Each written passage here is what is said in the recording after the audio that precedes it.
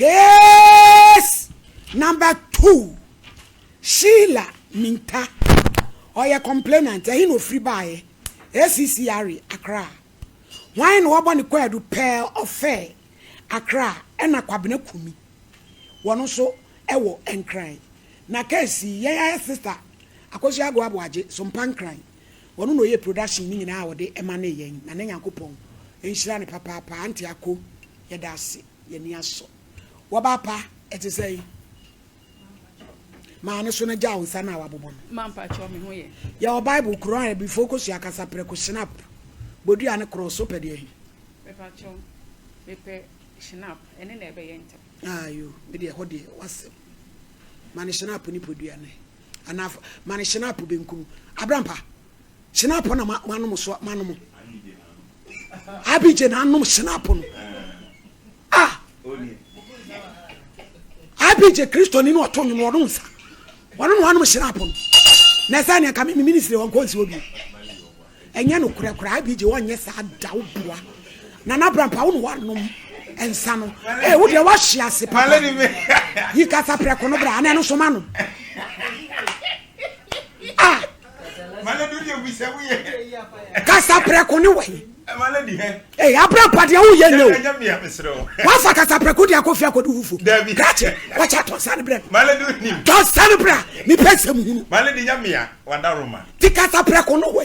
Ye wi aye musa bi. Abi je we. Una chief producer ka sa preko no we. Abije.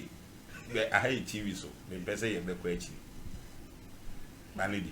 Ba fa bodu an kan ho. Mami peja kosoro. Bodin. Eye me Sheila Minta. Wan so mikra snap. Mikra snap. Mikra bodua. Mikra podia. Sa sema meken. Sa sama me. Mikra trodo. Mikra trodo. Minitro. Minditro. Oba pasembe na aba. Yo. Ma me pa cho ye adwuma wo adwuma ko kese bi mo Ghana. But asem bi ntimi pese me ko adwuma ni. Yo. Until last year December, and I'm free my region, a call different region. And to say ye dear Conny Abasa and baby I met no, the boss on city one into or qua or family. Now our family colleague back. Yes, someone checking a mic. Is he so on one and a cast and off? Now our family mamma on this so family colleague back home, na ye call. And to say ye dear Conny Abba within the regions. And to somewhere May, late May this year. And now oka so e was say me ye ntem na obefa lady bi ansa ya konti ma nye ntem a time be gesi no ene ye fa lady ni si no we kropon edukrom okay aha ye si no na ye call ye region ye ba no na ye san fa ho na ye si no ti ye si ni wie ye no onu be si ono ne pel ai onu be si wo achimota 7 and I made me to my coin to me boss in the corner me to my coin to into about 2 weeks later. Me da hona ye shop manager back only me contact into your friend me say unim lady be a friend a pearl. And I'm see o minim no no see she me and I'm see minim no see oh lady now or demo call edukrom. Na I'm see oh sana your friend. And I say okay lady ne say one o boss or suspect is o no boss twimpna. In some or kikan or say me fa o number mano but minimum. And a lady no so my schoolmate and intino me pesa me fro na me bisa na me say oh we dey say nya say me ne twempna na me ne twempna tell na nya problem so bet me de me number man and o de me number man ti be 30 minutes around 9:30 and you na lady ni frame or frame ya oni Sheila me say am ye frame me pelia ai ona ye no call and am say oni kwabna twempna and am say me ne twempna say me aside the juma eh your boss kwabna kumi mo aside the juma no menini ni hweye and I mean menini ni one-on-one crying to what is the problem or say woni ni ntwempna de a ene etie mi ene ni ntwempna na boss no oye cheat we use me then in some do kan bebre o kan ya kan say as at that time on me kasa no kra me boss ni na abeda ma na bleeding ti no okoni fie na won fi ni by she's desperate enti na all frame and she's disturbed because na kwabena kumi boss yi woni yire me pa cho wo yire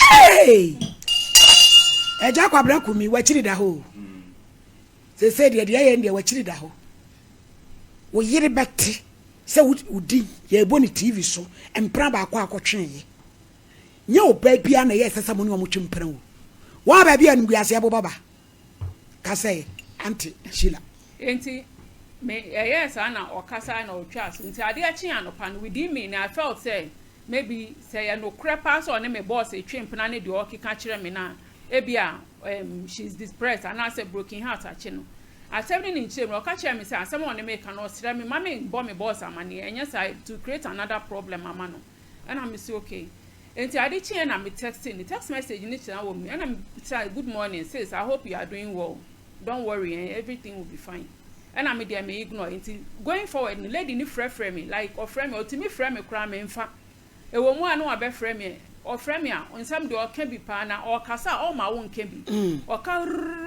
o wi anu we bisa o boss say mu ye say no kra me say madam me de me nim wo hwe enti kasa ni nkyere mu no o be ka kyerɛ me say o boss oba me nu aduane ma ne me ye we ma ne me ye we ma ne tirimu denden de o ma me sika da bia na o se ne yiri aye aduane esi ne kam ana me se me boss no onye obi a odidi abonten ya ne na anante for some time ondidi abonten ya kra ya ne nama yetimi gya no hokoto aduane di ondidi abonten the only thing na me hu se oto wa abonten eye fruit na ya kra ya ba otimi to alasa ndi otokro otobi ma me nti onye obi a say na wa fa kira koka kire me boss and at that particular moment ya na me ne me boss pe na etike mu nti nsem o ka kire no say me say mpanimfo bi wo ya adwuma mu one omo de da na ade nti me boss nso be gidi say if at this particular moment no me ne asemasi pe na etike mu na ye to we a na wa koka kire lady ni de end no kre so osaba say ofre me weekend say o boss wa ba ha me de ma pam no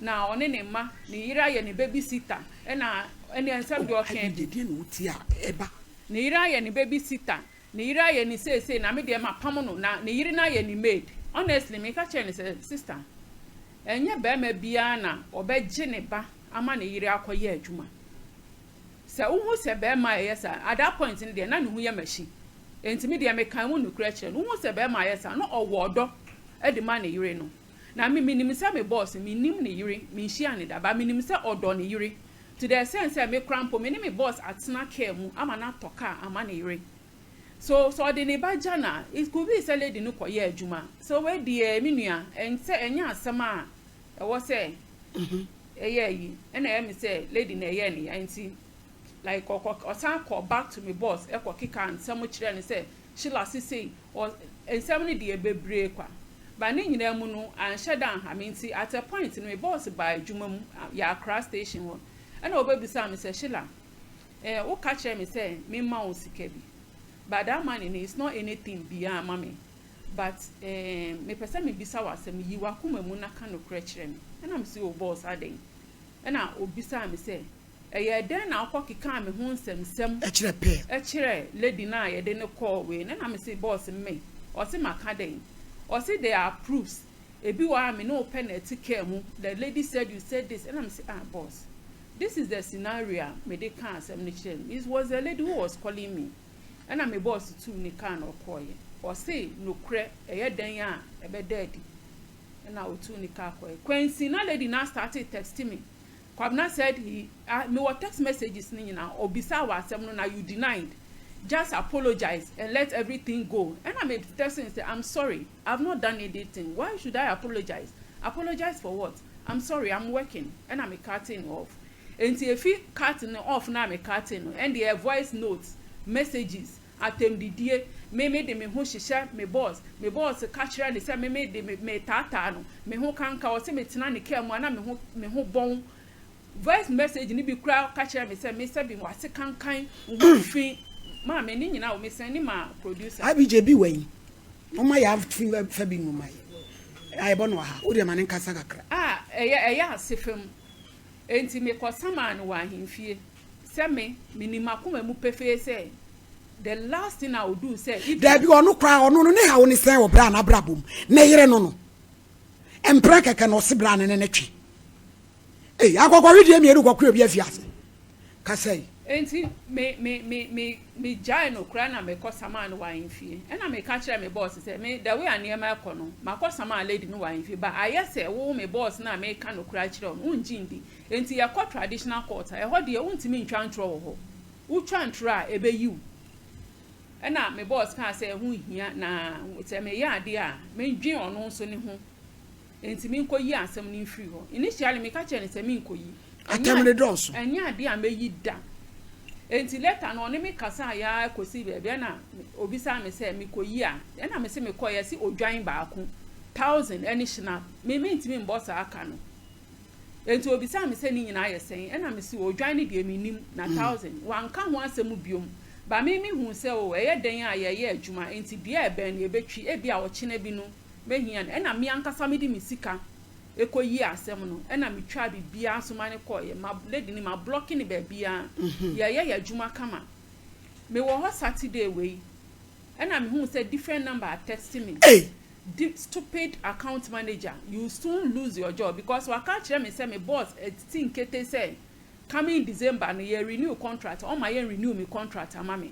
emame enti I will lose my job and you di matam ka chere me say I will shoot you I will kill you I will shut your mouth for you because o ka say me yam shame because what do you say police case or ka chere me say she will storm my office and I'm penny and power storm me or oba hon so sabi baby amen so aside am nya me neman kakran or my hon so bore me because oba be kick and some the same thing na na obi nso ntimi mbisa me enti recently bibi a wo se me nso bi nya bibi kakra wo ho sansem ni nti abo me no da za pay order so wo mo company ni mo ye adwuma onya adwuma ye wo ye company but oba ho because of say was suspected and I say me nani e bla na yire nso nya dan ana oba kick and some yan branch twintwan ye ni Saturday way or yes and wha bibi obeye bia me yes screenshot na ma forward dia ma me boss and my boss friend me say are you still talking and I see she's not my friend I didn't say there was a minute kasa ma blocking it since then and or they are different number I thought different number and or they texting me and I see okay and or friend girl no friend na fe text messages ni nam so ti me nam kwan so e kwotesa no and na obi friend or friend me am peke ya or say is they Madam Sheila I said yes or say I'm calling from national security if you don't stay away from the life of Kwabena and Pearl I'm telling you I'll persecute you I know where you are at Pobima I'll get my voice after you adwuma hyehyɛ no obi na akwahyehyɛ ho mama oni obi na akwahyehyɛ later no me hu say enipa ni ye Mukaila Mustafa Mukaila ono ye hwan me nim ono maame no oni langard fo enenam enti na ase pay fe ai oni langard enti na ase misru a ti me see for man na me call report what Tesano police station na ye gi omo number enti o kan say Monday no so na wo say ye kwa adwuma enti me nya ho anko ba me hwe se ne ade ne ko na me ni me boss kasa ye o text me say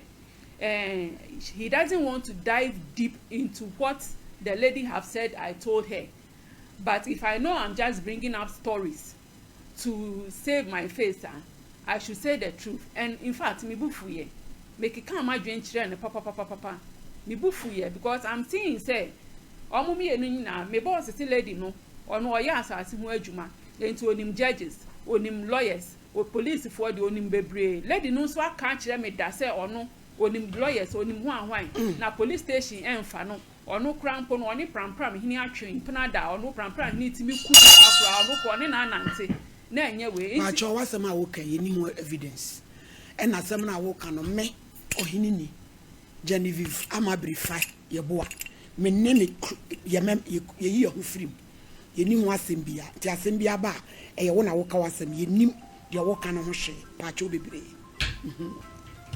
ka wasem enti aniti na me de aba ha no de lady ni threaten me pesa mo de me she na say we de nka ayi anti Sheila police asem and I saw report on yechim mama my report wo police but looking at how omoka say lady no owo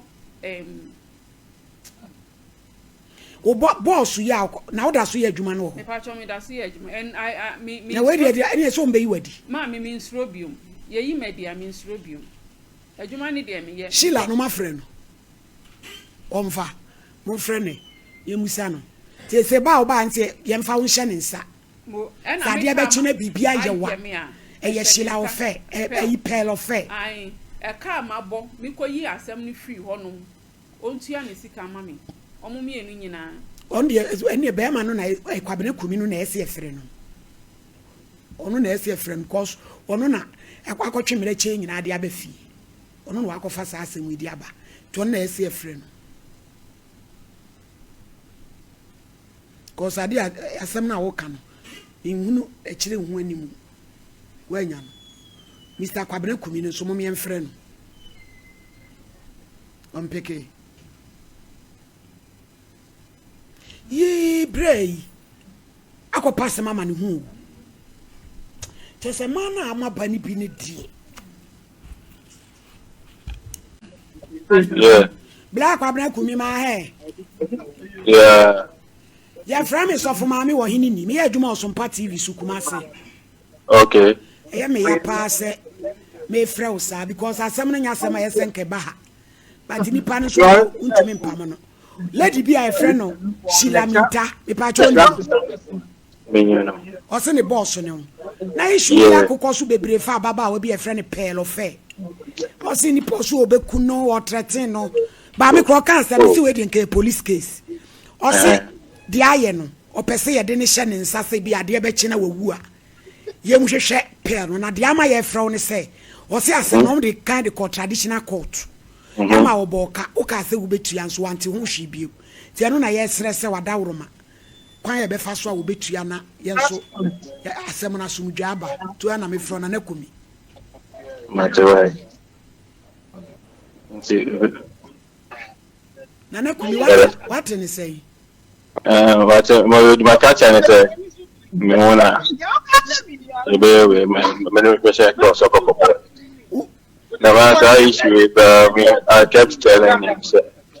And yeah, issue anyway. I can't bad yet. No way, no. I don't know what about. I'd walk a matching. Timisra na kumi so to na sebi married man de sem se keka mo keka na nyefe. Timisra na so to na out na etu nkotwere ba bia twere wa. Etimi pa cha wa ba ye ha Okumase. Wo mra kra no magiska na na. Oh, so na me ejuma. Sa nti wo kire wo. As I said, no. This is not an issue, Grandpa. Seriously, I don't know the details of the whole thing, how they go to involve themselves in that way. But because I was what's the one I'm going for which into me, okay, I never catch and say, oh, yes, and you may be so into your own castle. Not so because of saying that woman or that. No, so no, so opportunity begin to cry that because woman can send you a final and you let me see here. But so the alcohol, or there, I think they're not. You, Major and Quam Manaba, to Miss Row, so to not some dream Rawai. That's it. Yeah, that's a baby. I had Jumaneson. Tiamo baby chronic ready, Sabe and Cofa problem Biama. That's it, right? Yes, yes. It's a fay, Sheila, a pair, a affair. And not that dear September Busume, neither Tosumi. Yet, mammy, Sheila Minta, I shall sapel affair. Yes, one can I, so the one national security for them, one Langas for them, everybody I can see I ain't me more. Mammy, Sadia Betchy. No pay who could suku cry, you be hold responsible. Dear bet me a catcher one or what neck our boy, no. A jack community, I went to Adwada Sabra, near San Transamisu, and featuring my own young wasn't too much a piano with a champion. Ye Jamai for Mamika Semjo. Mimi desperate too. When I desperate, okay? When I desperate, won't tron and trona would catch a Doris, no. And I'm a person who say, we ain't true. The oka kwabna ho no ni nyina so ye nokre we ye ntro pa watoka mo ba nye wona oka asasem chem menemo nenam mokoba na medi mo achi oh yes smart o smartness ye hu dadadada bibia minim no onu so nim bia na empese be bia o empese be bia o nti wo how okay you're worrying yourself. I don't have time for you na because menya ho time a wo betu afiga na ha kona kobo medua metwen ho chimi 40 se wo asia o show ho a ubetimi ni mara ne class de ma ye no ubetimi ayi mufa asia obi a o peska fi be ma ho nti be ma no fa ma wa na o pesu twantro or your boss me onye me boss o onye me boss nti wo na ye o boss anhwe ya wo na wadwuma ho beka nti se wadimi na so ni nyansa na so be din kwase asema wani be hu ase enti am ni pa bi e se wo hwe wo ho a e na ye me class no enti sabi wo ta gas enti ada kan si anamansi a wo montomo bu yo oba ya abremu